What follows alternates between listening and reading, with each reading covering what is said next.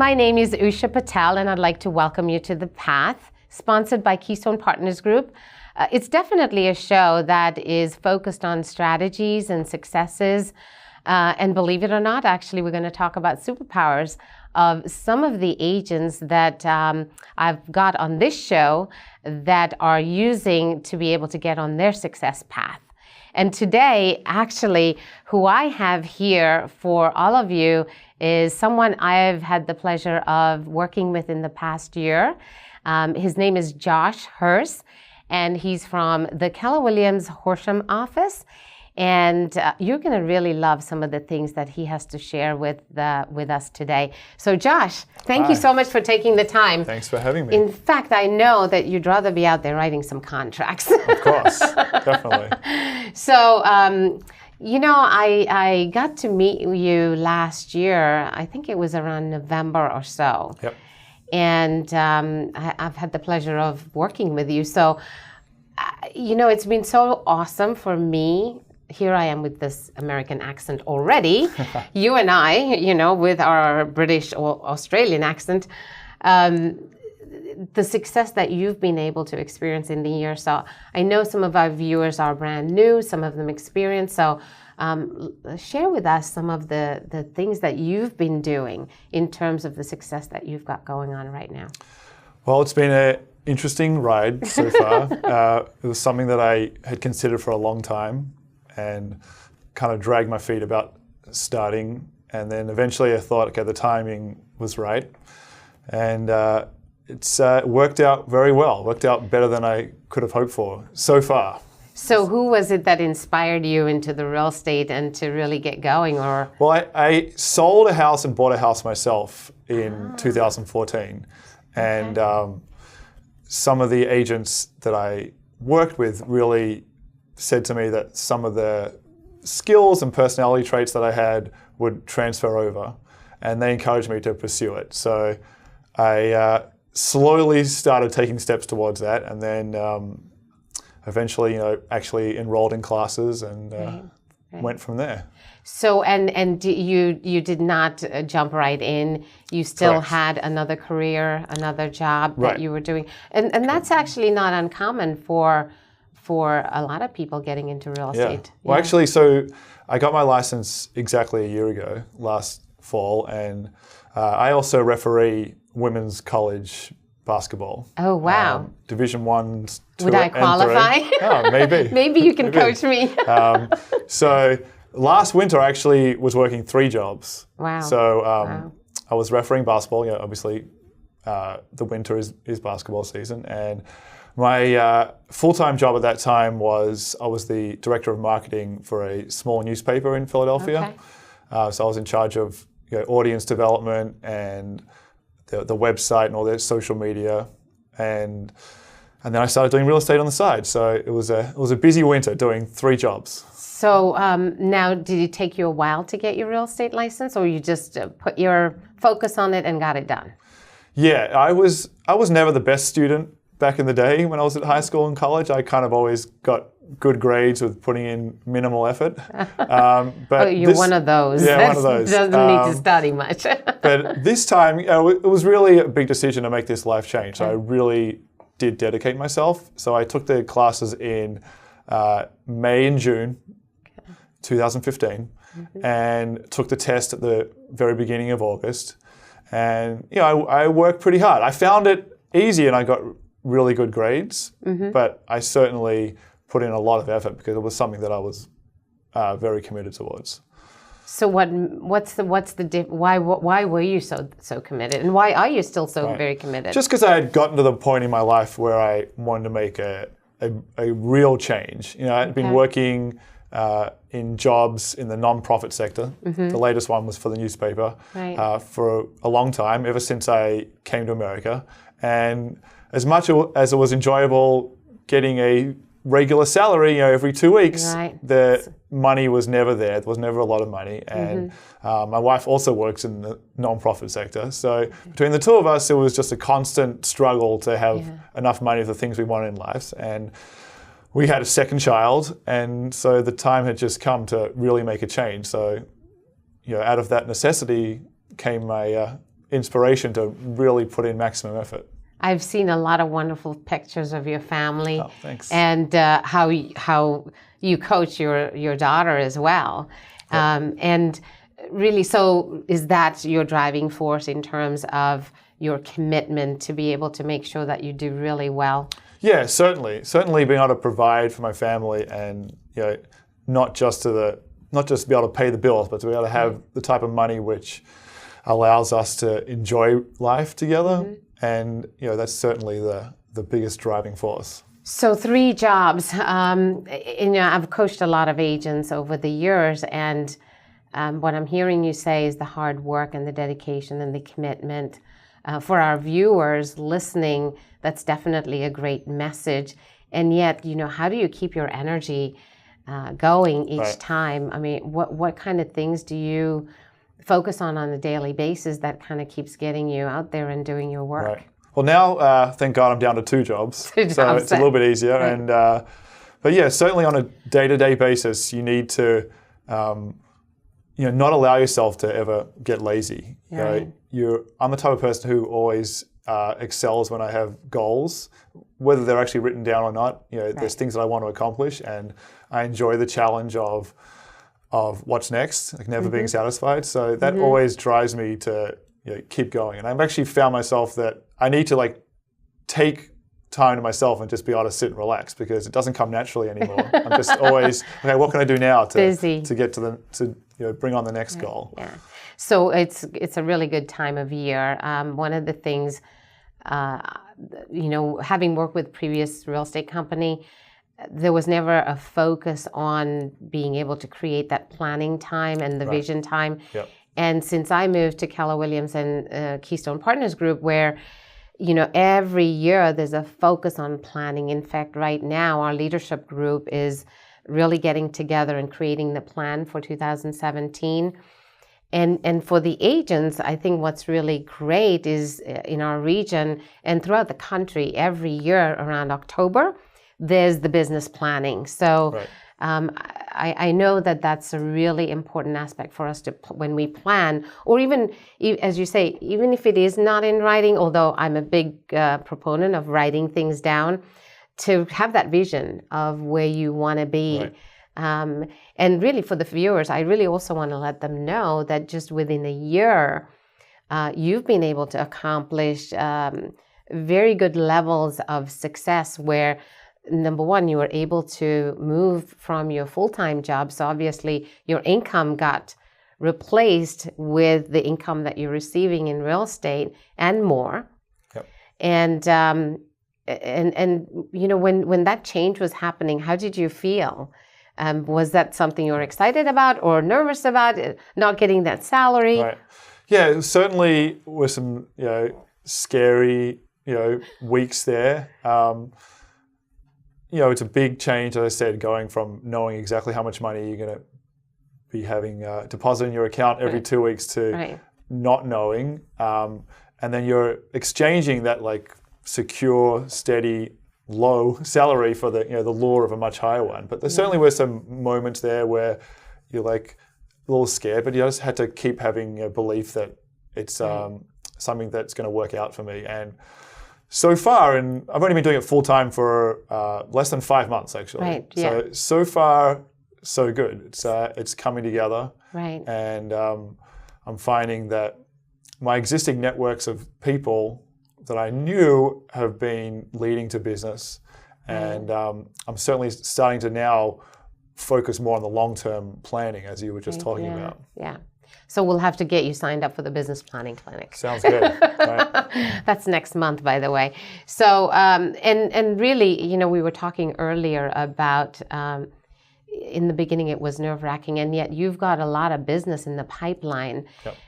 So being able to have full-time focus, how many hours are you putting into work right now with your real estate world? That's a great question. I feel like it's a type of job where you're never not working. Mm-hmm. So certainly you are able to have flexibility. I'm able to take my daughter to the bus in the morning, and I'm able to be there most days when she gets off the bus. And if there's an appointment or whatever, or I'm able to go to the gym in the middle of the day if I chose to. Right.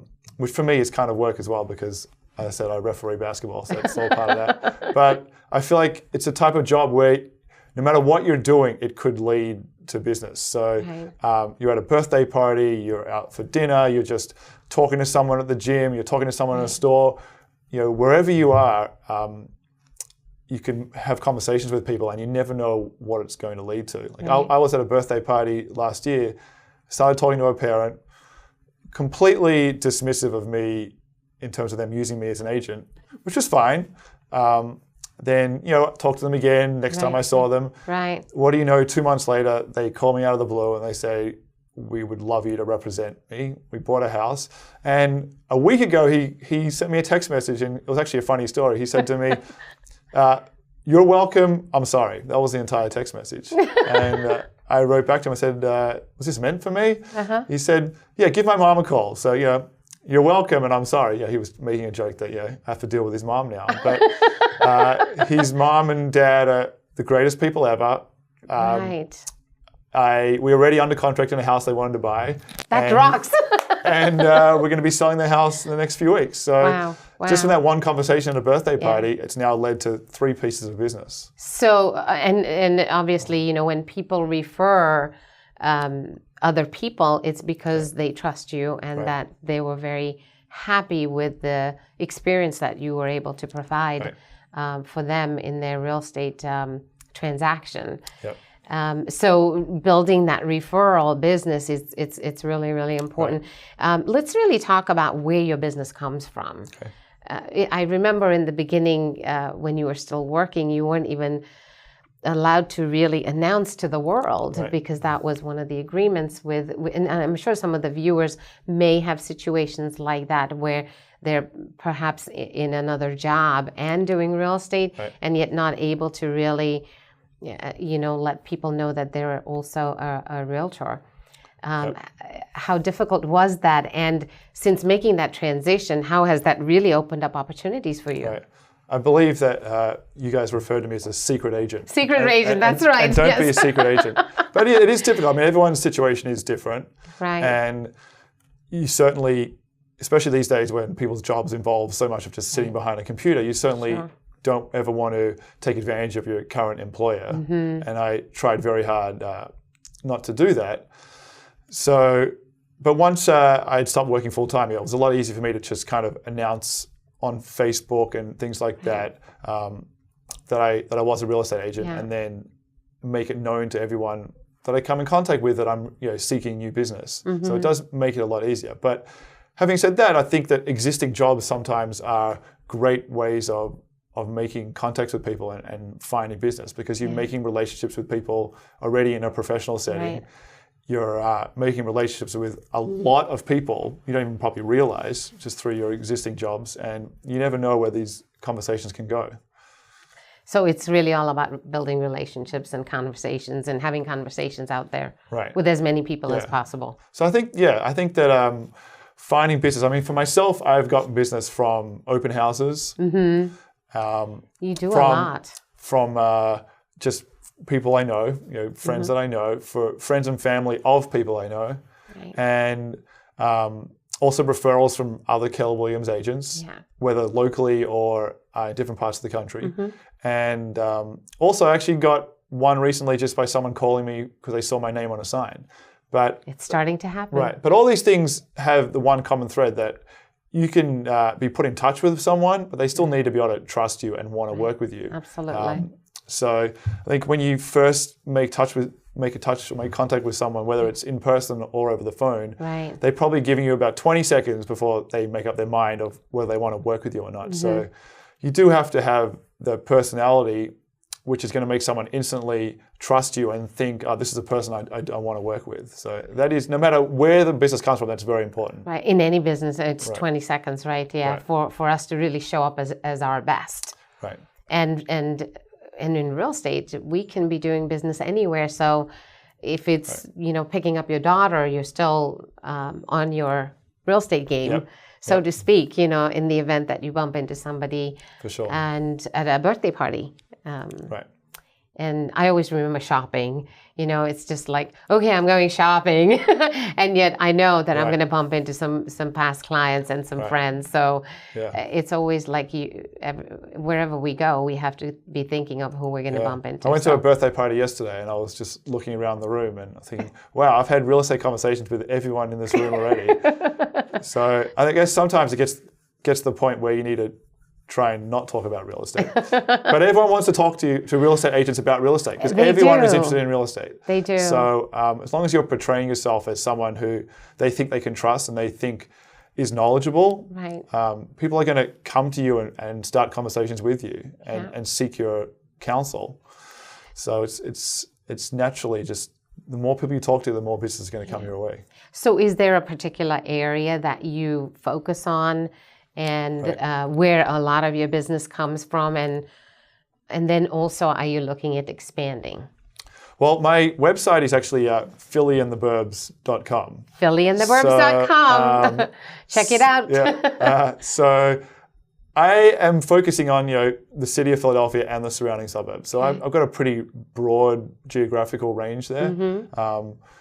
So I figure these days, with technology, I don't think you have to be necessarily an expert in one particular area. I mean, certainly I live in Upper Dublin, so I will say that I'm becoming more and more of an expert in my immediate area, but I've certainly done business already within the city of Philadelphia as well as the surrounding counties. Like I've done some deals in like Delaware County, I've done some on the main line, done some in our area.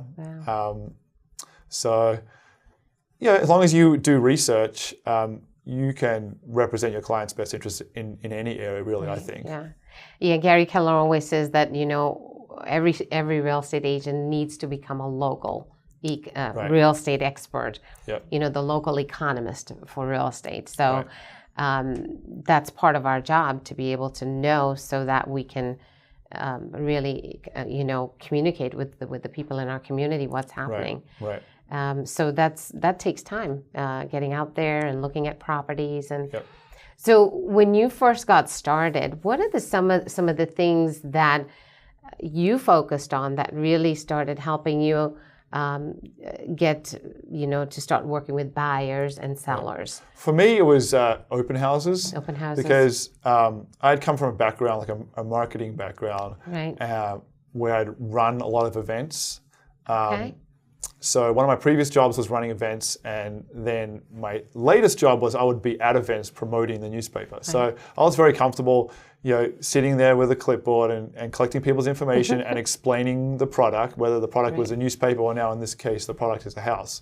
So that was always something I was comfortable doing, like having one-on-one conversations with people. So like I ran my first open house 2 weeks or something after I started at Keller Williams, and I'd never been to an open house other than myself, like as a buyer previously. Like I'd never gone and shadowed someone at an open house, but I was comfortable doing it. Like I was very comfortable just talking to people, and I was also very comfortable just being honest with people. I didn't know something about the house in particular or the school district or whatever. I was just honest with them and said, look, I'll find out the answer for you. And people appreciate that. One of the things I learned from Gary Keller, he always says, as a real estate professional, I know what I know. I know what I don't know. And when I don't know something, Mr. and Mrs. Buyer or Mr. and Mrs. Seller, I'll make sure as a professional, I'll find out the right answer, because that's what you're looking for, isn't it? And that's what people are looking for, is the right answer, not an answer right away, which might be the wrong answer. And people are looking for a human being. They don't always just want to be sold all the time. They just want someone who they can relate to, who they know is going to have their best interests at heart, is going to be honest with them, is going to find out the information for them. They don't need someone who knows everything, because they probably know that person who claims to know everything really doesn't know everything. It's just all talk. Making it up. So I think that I try to take a less salesy, like more honest approach to these conversations, and people seem to like respect that and feel comfortable with that. We're just all having conversations. That's all it is. So within 2 weeks you did an open house. Now, was that your listing, or no? How did that work? It was a center city agent who had a property out in the suburbs. And didn't want to really, or didn't have the availability to come out to the suburbs. Right, And the person who got me into real estate is involved in Keller Williams in the Center City office. Right. And so he asked me to step in, and I did it. So you did an open house, great. and you met some nice people, and you kept in touch with them. And so open houses is one of the ways that you are utilizing to build your business. Yep. What are the other things that have worked for you? Right. Facebook is something that's also worked for me. I've through basketball and also my previous jobs, and just meeting people since I've been living in America. I've got a pretty wide group of people that I know and stay in touch with. So I've definitely used Facebook to just kind of talk about what I've been doing in real estate and put posts up once every so often. Yeah. And certainly people, when I run into them, say, oh yeah, I've been following your posts on Facebook and things like that. So people see it, and people are starting to associate me with real estate, which is really what you want. You want to be top of mind, as they say. So that's right. Market share. That's it. So when someone is starting to talk about, whenever the time is right, they're starting to talk about buying or selling what their friend is, they think, oh, you should give Josh a call. So it's a lot of connections that you're getting through Facebook from the people you know that are, then they have other friends that they're introducing you to. Yeah, certainly. Yeah. And there's different ways. You can use just your own profile with Facebook, and you can also these days just have access to their ability to push out posts to incredible numbers of people. So I've been doing that with some of my listings or some of the open houses. Yeah. And it's very cheap. With paying only a few dollars, you can target either like a geographical area or you can target people's interests. For example, if you have a place in Upper Dublin, you would target Fort Washington, Upper Dublin, Ambler, keywords like that, real estate. And it's amazing how many people some of these Facebook posts can be pushed out to for very low investment. Cost effective, right? Yeah. So for our viewers, they're going to contact you so you can share some of those strategies. Yeah, sure. So, I have my own profile and I have my Fill in the Burbs Facebook page. Yeah. And, I kind of use them both in slightly different ways. And I find that it's a very effective way of getting, my brand out there, shall we say. So how long have you been in the U.S. now? 14 years. 14 years. Yeah. Okay. So for some reason, I thought it was a shorter period of time. So, and you've always lived in Upper Dublin, so you... No. So when I first came here, I lived in New Jersey. Okay. Like the Cherry Hill area. We have an office in Clinton. Yeah. Oh, well, there's an office in Cherry Hill too. I then lived down the shore, like near Margate, Atlantic City area. And then lived in Center City, Philadelphia, and actually only been in Upper Dublin for about 2.5 years.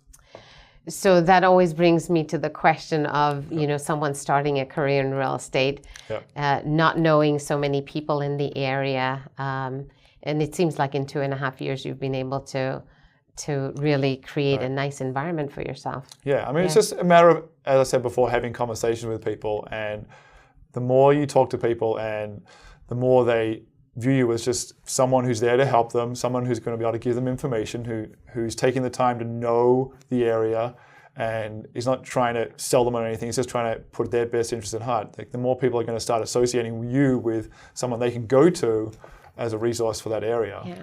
And that's what I'm starting to do slowly. So do you focus a lot on listings or buyers or both? I've focused on both. I've certainly had more buyers at this point than listings, but it's starting to shift a little bit the other way. And they're two very, very different experiences I've found so far. And in what way? So with listings, I feel like there's a lot more pressure on you. Like, someone who's like really counting on you to sell their home as quickly as possible for the most money possible. Right. So where you certainly don't need to be in a car with someone driving for hours and hours and hours. Right. It's a different sort of commitment because you're committing your focus and your energy to doing everything you can to help that person out. Buyer, really what they're looking for is for you to just take time and take them to properties and be patient with them and explain properties and not try and push them into something they don't want to do. So I don't find there's so much pressure on that side. Right. It's, ultimately the buyer is going to be able to look for properties themselves along with you, and eventually they're going to find something, and eventually they're going to want to move on it, and you're just there to help them through the process and make it as easy and as possible and explain anything to them. Right. Whereas I said with sellers, you're really like under the pressure to deliver something that they need done in a short period of time. And yet sellers choose you to sell their home. And what's some of the qualities that you believe is causing a lot of the sellers to choose you? I think just being honest with them, not coming in and just trying to sell them on me being the best agent out there and promising all these things that you ultimately can't deliver, but just being honest and saying, I'm going to respond to you all the time, no matter when you call me, text me, email me. Right. I'm going to respond to you as soon as possible, which is something they always do. My wife might get a little mad at me sometimes, but I try and do it as much as possible. We're going to work on some coaching on that. And certainly just making them feel like they can trust me, that I'm just being honest with them and telling them everything straight up. Right. And having their best interest at heart. Yeah. Following the market statistics and seeing what's happening with the market. Yeah, I always certainly take time to constantly be updating them on what's going on in the marketplace, what the buyers are saying when they see their house, and just guiding them towards that ultimate goal, which is to sell the home. That's right, and getting lots of homes sold. Yeah. Right. So, what kind of support have you received during your first year that you feel has helped you in terms of actually being one of the top 20% in the office? Well, I have the couple of agents that got me into the business have been great. I'm always calling them or texting them, and they're always getting back to me immediately with answers. And then within our office itself, it's really set up that if you want help and you ask for help is there like immediately. So there's yourself, who's been a great coach, and you're always there to answer my questions. Colleen, our team leader, I've texted her at 6 o'clock in the morning, and I've texted her at 11 o'clock at night, and she always gets back to me and answers. And then, Reen as well is just great from like looking through all the paperwork and making sure that the contracts are all following the compliance standards and things like that. So there's a lot of great help. And even just the other agents, like some of the more experienced agents who are not officially involved in our coaching program, they're always there if I have a question. Right, yeah. And always willing to help and guide me. So Josh McKnight, he's great. Josh, great Paul, and a bunch of others. And Dina, our broker as well. She's fantastic. So I feel like I'm exceptionally lucky that I just happen to live close to the Horsham office, and the Horsham office, it really is like a big family. Yeah. Like no one in the Horsham office takes themselves so seriously that they don't want to help other people or is afraid of other agents coming in the office. Everyone is like genuinely there to help. And even with the Ignite program, like all these agents are taking time out of their schedule to teach a class. Yeah, the Ignite program, for some viewers might not know, and it's 12 part program focused on listings, buyers, and contractual work. Yeah. Did you ever take a class with Dominic Cardone? I took my continuing education classes with him. Okay, I wasn't sure if you did. Yeah. And so Dominic Cardone is wrote a lot of the contracts. He's on the contracts committee, right? So did you find that you're able to learn a lot more about contracts when you attend his classes? Yeah, it was literally like learning from the person who wrote the book. So he knows those contracts verbatim, and inside out. He could talk about them all day long. So he's an incredible resource. And I know that on a couple of occasions, not me directly, but through Colleen, I've had a question and she's gone to him, and he seems to be responding immediately as well with the answer. So it's great. He's very good. If you text him as well, you'll get the support right away. So at Keystone Partners Group, when Mike decided the collaboration with him, it's one of the best things we did so that we could give our agents the support for especially the contracts. I mean, each broker is there really, and the productivity coach, but even Dominic Cardone is a big part of Keystone Partners Group and the support that we have. So and risk management, of course, making sure your licenses are so you can continue selling lots of real estate, right? Yeah. So let's see, what else? What other training apart from Ignite do you think? Is it training that agents need for success, or training in action, or? Well, I did the BOLD program as well. Oh, the BOLD program, that's right. So I think that all these programs, they're delivering the same message in a slightly different way. Right. Or a slightly more, in your face way. Like BOLD is certainly like right in your face, whereas Ignite's a little bit kind of calmer. But the message is the same, and it's really about instilling systems for long-term success and like changing your long-term behaviors and changing your mindset, really. So whether you adopt all these practices immediately or whether you adopt some of them and just kind of tailor them to how you feel comfortable, I think the message at the end of the day is the same, which is you can be successful if you do things the right way, follow systems, get out of your comfort zone a little bit. But you certainly also need to back that up with just having the type of personality which is going to attract clients. So you can use all the systems you want. If you don't come across as someone who's trustworthy and honest and down to earth, not trying to sell everyone all the time, you're not going to be successful. But certainly the people that I see who are very successful are adopting the strategies that Keller Williams teaches. Through programs like BOLD, but they're also, if you just met them on the street, you would want to have a conversation with them and you would want to trust them with your home buying or home selling process. Awesome. So, I have a feeling some of your clients are going to be watching this video as well. So, if any of your clients are watching and the friends, I just have to say that working with Josh, I've seen how hard you work and how focused you are and tenacious. I think you're relentless about when you've got a contract. So I'll definitely be endorsing you, of course. Oh, thanks. And even the agents, I know we've had conversations about professionalism. When you first bought your home, that was, you had experiences, and yet how can you improve the experiences even more? Because there's a lot to be said. People are no longer is it enough just to be satisfied. It's really having that amazing experience that's going to get you the referrals. For sure. I mean, I see agents all the time, and they don't respond to me. They don't return phone calls. And I hear from clients. I was working with this person a little bit, and they never got back to me. So you certainly want to find the balance between being super professional and being a little bit more down to earth, that people can just relax and trust you. But at the end of the day, what people want is someone who is going to respond to them first and foremost. When they have a question, they're going to be able to reach out to that agent and get an answer. And B, they just want someone who is honestly trying to help them. And they know immediately whether you're just trying to sell them or if you're trying to honestly help them. And as corny as it sounds, I came from the non-profit sector where it was about helping people, whether it was running events or running programs or running a newspaper. It was all about kind of helping people's lives.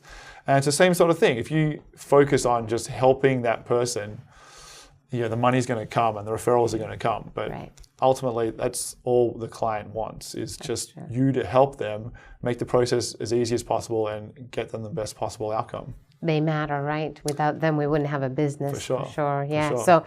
So my coach always, she reminds me every single time when she's coaching me about focusing on my strengths. And just recently, she talked about superpowers. And I think the superpowers are our strength anyway. And so if you were to share with us, what do you believe your strengths are and your superpowers? I think my number one strength is just being able to communicate with people. I would say. It's something that I've developed a lot through refereeing basketball as well. It's the number one skill of a basketball referee is not necessarily being able to blow the whistle correctly. It's being able to communicate with people, whether that's players, other referees, coaches, administrators. So that skill certainly transfers over. You need to be able to communicate with other agents. I need to be able to communicate with the clients and always get back to them, as I keep saying, right. which is just something I feel like people don't do, the simplest thing in the world. And B, just really listen to what they are trying to say and respond to them accordingly. Yeah. So that's, I think, my number one superpower. I'm really having a really good time with this show where I've been asking that question, and right. I don't think I heard that as clearly as I have from you. Right. And I know that is one of the really important things that the consumers, the people that we are serving, are looking for. Right. And I think that's, I can see why you are having so much success with your business. And it kind of goes hand in hand with just being able to remain calm in volatile situations. Yeah. And again, when I'm refereeing basketball, that's what it's all about. Everyone right. is going crazy around you, and you need to be able to remain calm. Yeah. And in real estate, there's certainly, every deal comes with its own challenges, and they never go completely smoothly. And there's always stressful elements, and that's it's right. a big emotional decision for people, yeah. Whether they're selling or buying. It's one of the biggest financial expenditures they'll ever make in their life. The whole situation is emotional and stressful, and you need to be able to just stay calm for them. Right. And no matter how much it seems like things are going the wrong way, just assure them that it will work it out. Yeah. And ultimately what I've found is that 9 times out of 10, it resolves itself, and right. everyone is, as long as you can remain calm and work together with people, sure. people will come back and work with you, and these situations can all be resolved. Yeah. So, what's next for Josh?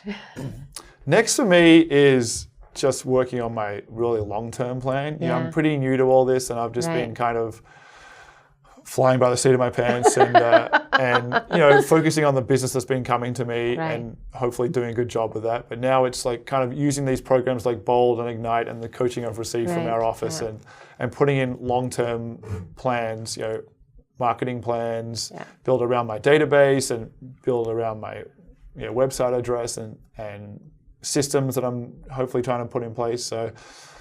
So that, come next spring, I'm really working more within a structured system rather than just kind of taking it every day as it comes, which yeah. I'm doing a lot of right now.